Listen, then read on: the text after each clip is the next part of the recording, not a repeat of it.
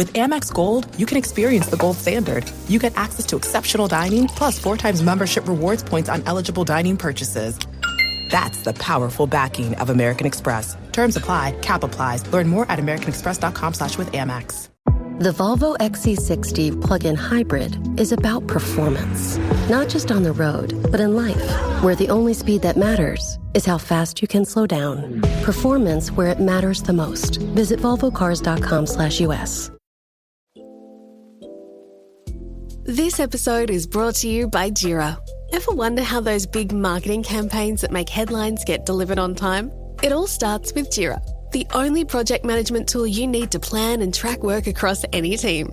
Every step of that campaign is organised in one place, from launching the campaign all the way back to designing ads and writing creative briefs. Get started on your next big marketing campaign idea today in Jira. People either laughed at us or hated us and threatened us.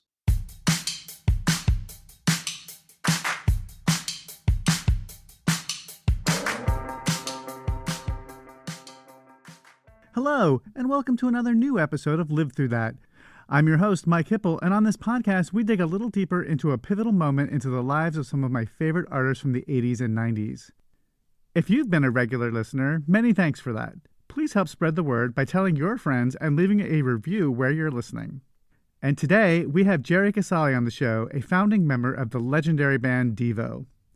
DEVO were one of the foundations of the post-punk new wave era with songs like Uncontrollable Urge, Girl You Want, Beautiful World, and their biggest hit and early MTV staple, 1980's Whip It. The formation of the band, however, was born from the tragic events of the shootings of 4 students at Kent State University by the Ohio National Guard in 1970, which Jerry had witnessed firsthand. Here, he tells us about that day and how that led to the formation of one of the biggest bands of the 80s.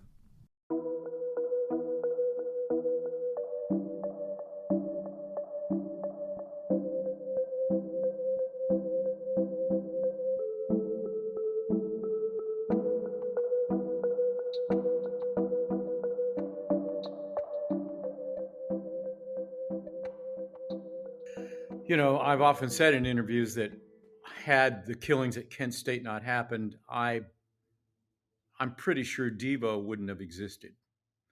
And what I meant by that was that up until that point, while I was becoming a student who was politically aware and participating in protests against the unjust Vietnam War, I still was basically a liberal, hippie, live and let live guy, right? And a kind of an idealist, an artist with my head in the clouds, and probably unconsciously accepting all the kind of truisms and beliefs and biases of American exceptionalism, like that America really was basically the land of the free in a good place, and there were just some bad apples. I hadn't faced the extreme dark hypocrisy of the dark side of Western society, and living through those killings at Kent State, knowing how it came about, and then watching how the media and the government took control of the narrative and presented something that was complete fiction. It was like, now you understood how Animal Farm was written or 1984 was written. You understood Orwell. You understood Brave New World and Huxley. You understood why they would come up with terms like doublethink. That's exactly what was going on. You thought, am I in the Twilight Zone here? Like, I know what happened, and look at what is being presented. In the days following the killings at Kent State, where 4 unarmed students were murdered and 9 others were wounded, and two of those murdered students happened to be my friends, Alison Krauss and Jeffrey Miller. They weren't close friends, but they were friends, and I had admitted them to the university because my job, I had a work-study scholarship through the Honors College, and my job was to take a select group of incoming freshmen and walk them through their curriculums, introduce them to their professors, make sure that their schedules would work and that they weren't taking too many hours or too few hours to make their academic programs, whatever they were doing, like liberal arts, whatever it was, make it make it comply with the university standards. Anyway, that's what I did, and I was assigned both of those students. So I spent like a couple weeks in the summer with them, and we really hit it off, and they were cool. They were from out of upper state New York, and so I kind of had a nervous breakdown that day. Although people didn't talk about nervous breakdowns then, but I think that's what happened. I just remember feeling like I was going to vomit and pass out, and it was like a car crash or a Scorsese movie where the moment of extreme violence goes into slow motion and the sound is all effects and mutated and surreal. That's what it was like.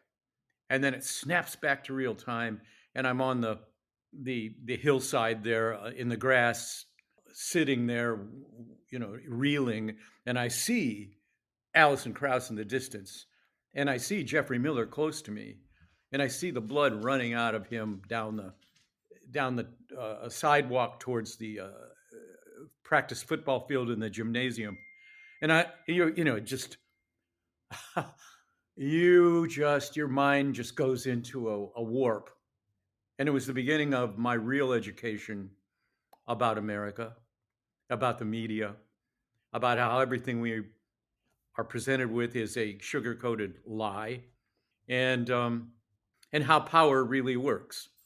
So it was no more Mr. Nice Guy.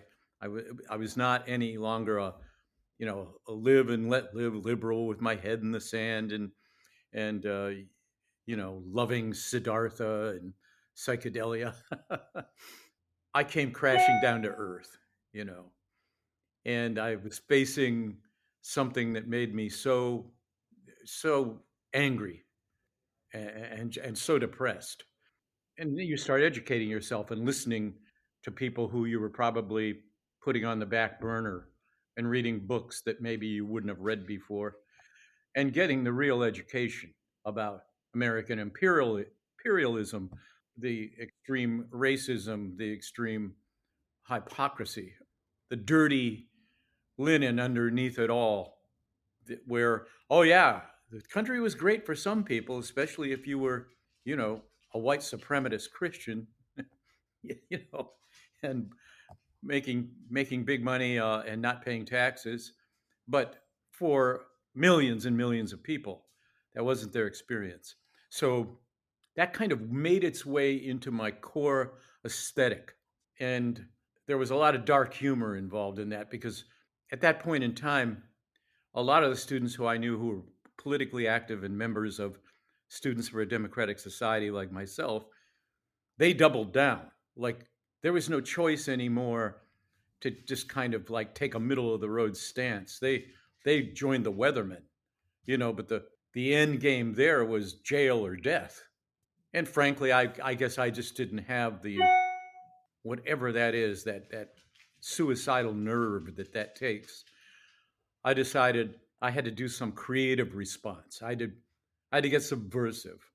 And so DEVO, this whole epistemology, the whole manifesto of DEVO in embracing this idea of de-evolution was an explanation of the dark side of human nature and the extreme stupidity by which people proceed to hang their lives on.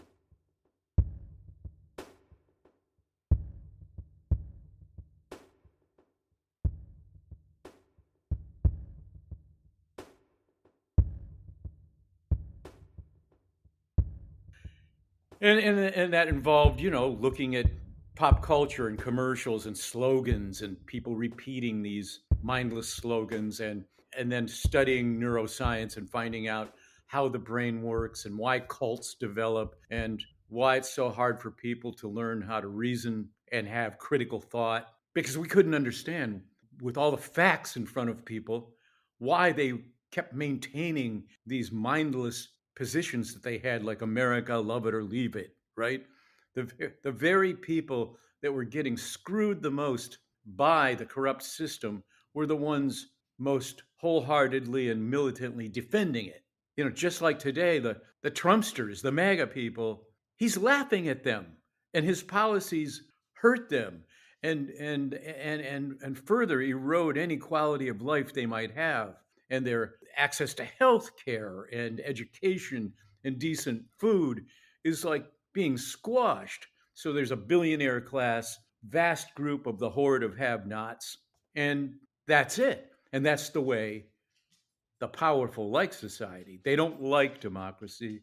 They don't like egalitarian values. They don't like fairness and the rule of law. Their whole, their whole MO is to get rid of that and to erode democracy and be intolerant and tell people what to do, like tyrants, tyranny. And we saw that then. When I say we, me and my group of friends and certain professors that were really pivotal in this emerging idea of de-evolution. They were visiting professors, one from King's College in London, Eric Mottram, and then, of course, Ed Dorn, who had come from the Black Mountain School and been friends with all the big poets there. These guys were already there. I was rediscovering the wheel, and they were kind of laughing at me because they were ahead of me. And so they go, oh, yeah, well, the CIA is doing this. And here, read this book, and don't you realize that how we got into Vietnam in the first place? And here you go.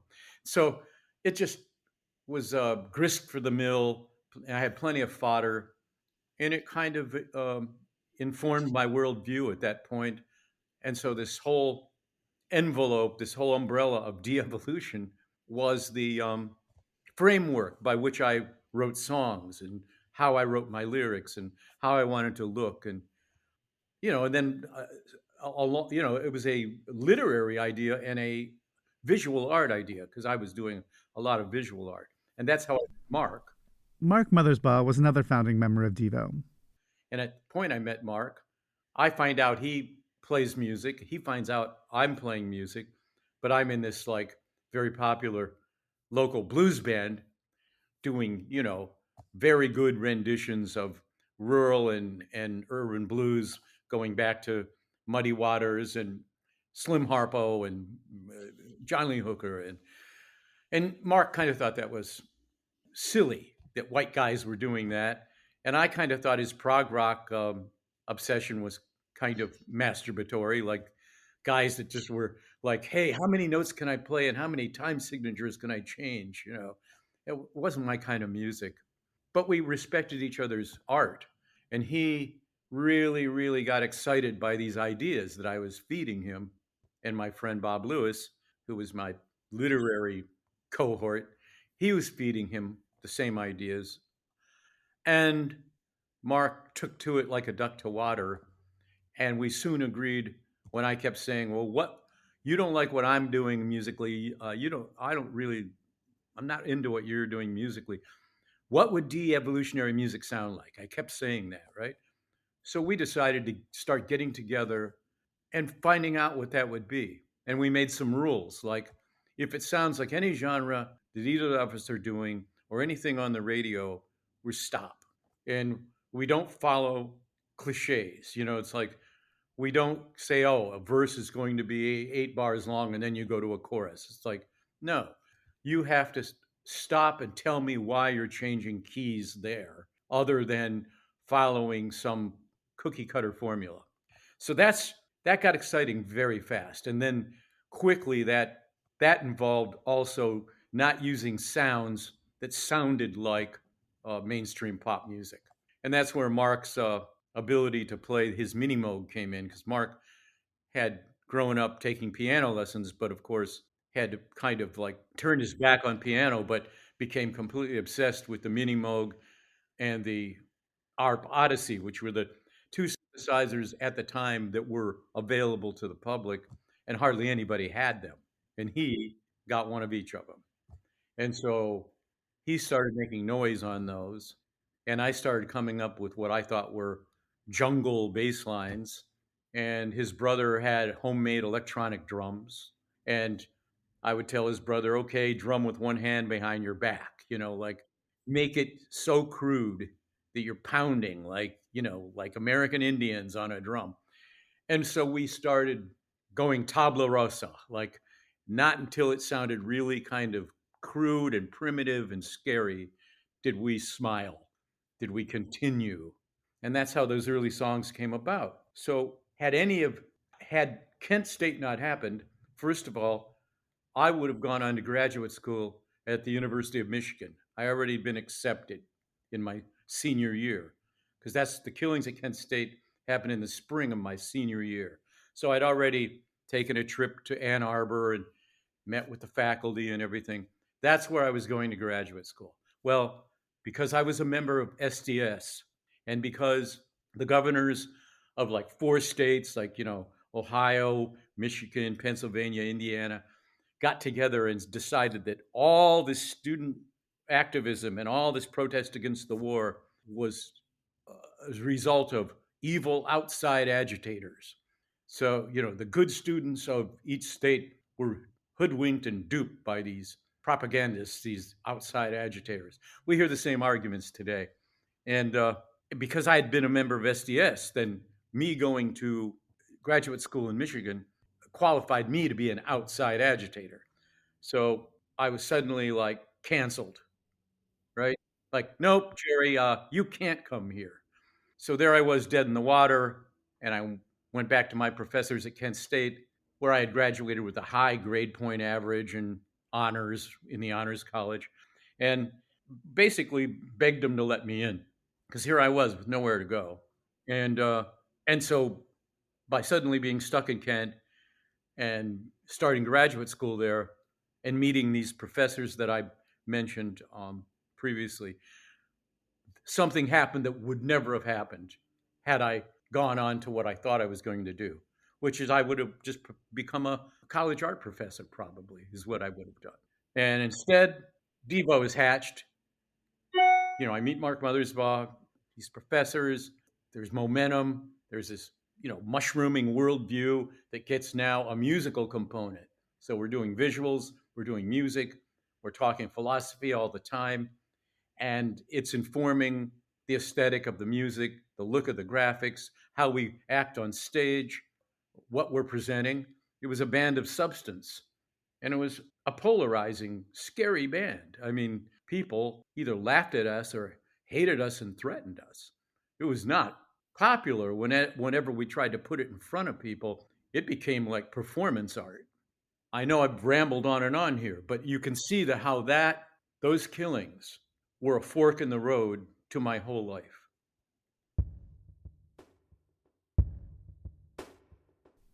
So many times on this podcast, we have an artist point to David Bowie as being one of their pivotal moments. Jerry is no exception. I was, starting to get satisfied with our progress in the early days, like something's happening, we're reaching critical mass here. And then I went to see David Bowie's Diamond Dogs tour in Cleveland, Ohio. And I was given a great big, punch to the face. I almost wanted to quit trying anything with Devo after that, because it was so powerful and amazing, and he had taken things so much further and worked them out. I saw all these things that I thought we should be doing done, and done well, and watched him move this whole crowd and watched him present something that was a step removed from reality. This wasn't a guy in street clothes wallowing in his own ego, trying to be just like the kids in the crowd. He was showing them something, and he was showing them an alternate reality that they didn't have, that inspired them and lifted them up and excited them. They were, it was like watching somebody respond to a spiritual leader. And then, after I got over my depression and self-loathing over being so much not ready for prime time after seeing that. Then, with my personality and my kind of field marshal desire to not fail, uh, I just stepped up everything and started like corralling everybody and coaching everybody, and trying to like rally them to get better and do these things. And having seen Bowie, then it crystallized what I thought we should be doing on stage. And I found the yellow suits and altered them, and started looking at the way we moved and the way we acted.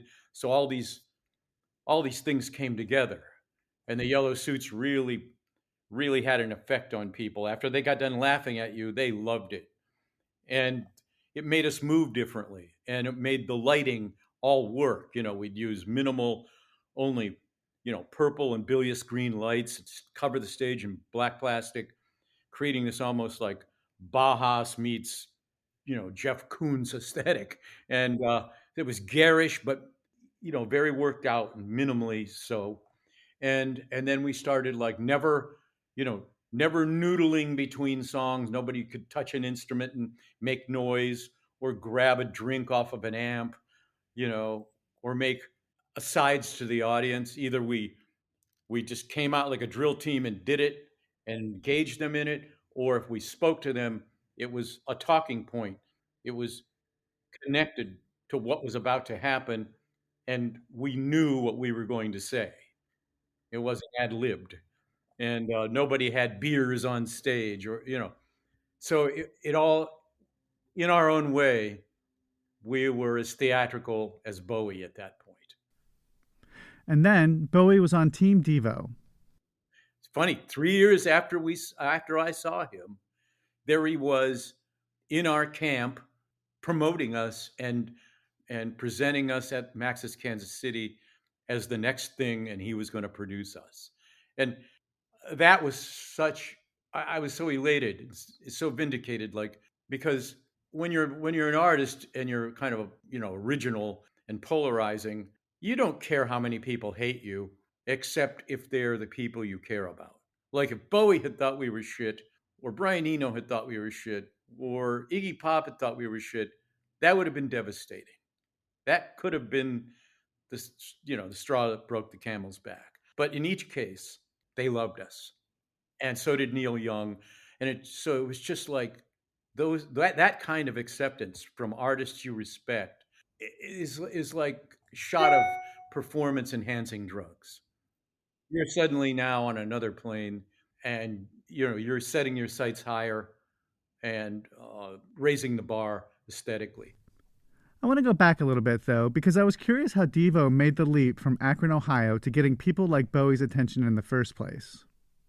Early in '77, my girlfriend, who was a art history teacher at a high school in Akron, had her spring break, and she had a friend with a little bohemian apartment in Lower East Side in New York. And the friend wasn't going to be there. And she goes, "I want to go to New York. You want to go to New York with me?" I said, "Yeah." So I took our self-produced single that we had created at that point with Jocko Homo and Mongoloid, and I took the 10-minute movie we had just finished, The Truth About De-Evolution, on a 3/4-inch Sony cassette, and I presented myself as Devo's manager and went and visited Hilly Crystal at CBGB's and the guy whose name I can't remember at Max's, after I had gone to Alan Betrock, who had New York Rocker, which was their free hip paper. And I showed this stuff to Alan Betrock, and he loved it. He bid on it. And so he got me an in so I could go talk to these people. And he wrote up an article about Devo.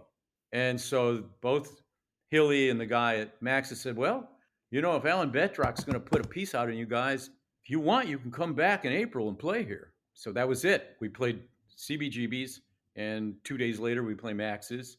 Alan Betrock's got this article out with stills from the movie and the promo shots I'd given him, and touting the single that we had put in a little, put 100 copies in a record store there. And we were using all the tools you did at the time, right? You played in the clubs, you put out your own music on a 45, you put it in the independent record stores, you'd get interviews to the free papers, the free hipster culture papers. And like, smoke signals, right? It made its way to the West Coast. And about the time it made its way to the West Coast, so did the movie. The movie was showing as part of the Ann Arbor Film Festival winners, because we won some minor award for a short. So the winners were touring independent film houses, and Kip Cohen of A&M Records saw it at this place called the Fox Theater in Venice and said, how can I get a hold of these guys? And his right-hand man, Paul Zacca, who was this hipster promoter club guy in LA, happened to know my good friend John Zabrucki, who had moved there from Kent and started a futuristic props company. He was an excellent designer, a fantastic fabricator. And Paul said, hey, you were talking about Devo, your friends Devo, right? He goes, yeah. He goes, Kip Cohen wants to meet him. So John Zabrucki called me, put me in touch with Paul Zacca, who put me in touch with Kip. And Kip offered us $2,000 and a 2-week stay at the Oakwood Garden Apartments, which I found out A&M Records owned a big hunk of. And he put us up in a showcase at the Starwood, which was one of the two main clubs. It was like the Whiskey and the Starwood were always in competition. And so we drove out to California and we stayed at the Oakwood Garden Apartments and we played this big showcase at the Starwood. And Kip rolled in for about the last 3 songs. And then when we were off stage, he was already gone. And then he calls me on Monday, he says, hey, why don't you guys come in? I had to leave because I'm a busy guy. I couldn't hang around. And, he's this groovy guy, all tan, surfer blonde hair, khaki shorts, Hawaiian shirt. His whole office is done up like Casablanca Records with the palm fronds and rattan furniture. Anyway, we sit down and there we are in our black street clothes, like thin-legged pants, short-collared little shirts buttoned up all the way, short haircuts. It was just a great visual. Like, we knew this wasn't going to be good. And that's when he said, you could march 12 naked teenage girls in here right now. And they're all sexy. They're all cute. But one, her butt's too little. The other one's got floppy tits. One's got a big mole. Maybe one's got her nose too big. And we're sitting there with like just getting uncomfortable and getting angry, like just the way he was talking, right? And he goes, I just don't know what I think about what I saw Saturday night there at the Starwood. And Alan Myers goes, well, you didn't think we were good? And he goes, no, he goes, you're just not my kind of girl. That's what I'm trying to say. So enjoy yourselves. You can stay the rest of your time at the Oakwood Garden Apartments, hang out at the jacuzzi. I'm sure you saw how much pussy is in the jacuzzi every night. Get high, screw, go back to Ohio with great stories for your friends. And I wanted to punch him out at this point. And I don't think I said another thing. And we stood up and we just kind of like glumly left. And we go to the parking lot and I'm going, God, that scumbag, that evil motherfucker. I'm cursing him out. And Alan Myers goes, well, maybe we don't deserve a record deal. And I turned around and I go, no fucking way. We're not going home. I'm figuring this out. And I just started like using every contact I had to get 2 more gigs, to go back to the Starwood and then play the Whiskey. And Tony Basil had come to the show with Iggy Pop and they had loved it. So Tony started helping me talk to people in town that mattered, the promoters, the club owners. Frankly, we started an affair, so I was staying with her. She found places for other band members to stay on couches temporarily when we got kicked out of the Oakwood Garden Apartments. And just, like piece by piece, bit by bit, 50 cents by $1, it started to blow up. And we were able to survive and stay the whole summer. And that culminated in these huge Halloween shows that were oversold by the promoter of Starwood and what was his name? David Knight. And the cops came. The fire department came, shut the second show down on Halloween night, made the papers and made the LA Times. It was actually good for us, this oversold show. And that was around the time that then Bowie reached out to us through his lawyer, Stan Diamond, in LA. So I started talking with Stan.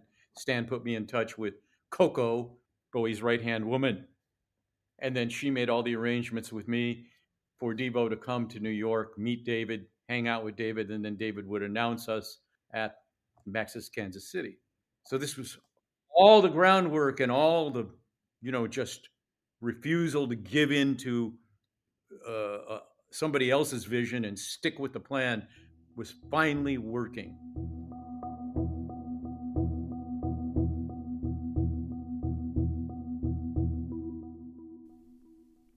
In the beginning, the band may not have been as popular as they released their music out into the world, but the world started to catch up.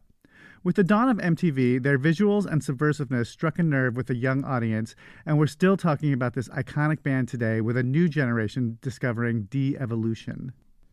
Jerry is still active with art and music. Later this month, he'll receive the 2024 Kovacs Award at the Dallas Video Fest, recognizing individuals who embody the offbeat humor of 1950s TV pioneer Ernie Kovacs. You can check out his website in the show notes to buy new music and to check out his art. And be sure to check out Devo's Tiny Desk concert on NPR's website that they recorded in August of this year. And that's it for today's episode. Thank you to Jerry for being here with us today and sharing his story on the birth of Devo. And a quick reminder that you can also buy my book on 80s musicians and where they are today, 80s Redux, and its sequel, Live Through That, on 90s artists, wherever you buy your books. And if you like this show, please, please, please leave a review where you're listening. It always helps others help find us. And of course, subscribe so that you'll know when the latest episode comes out. You can also follow me on Threads at Mike Hipple and Facebook at Mike Hipple Photo, all one word. Thanks for listening.